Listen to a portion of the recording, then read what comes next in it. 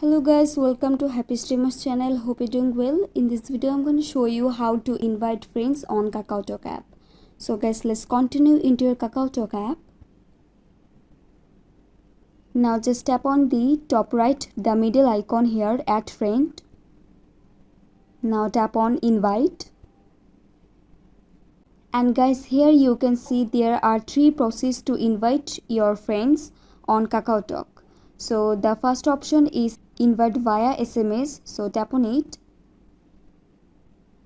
After tapping it, all of your contacts will be shown here and you can select their contacts and send them as SMS to their phone number for they can join KakaoTalk through the message. Now go back and the second option, other apps,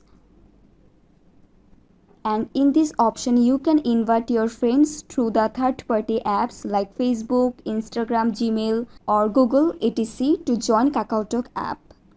Now go back and the last and third option, copy invitation link.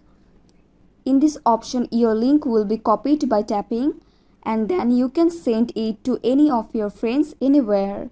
So guys, that's it, and that's how you can invite friends on KakaoTalk app very easily.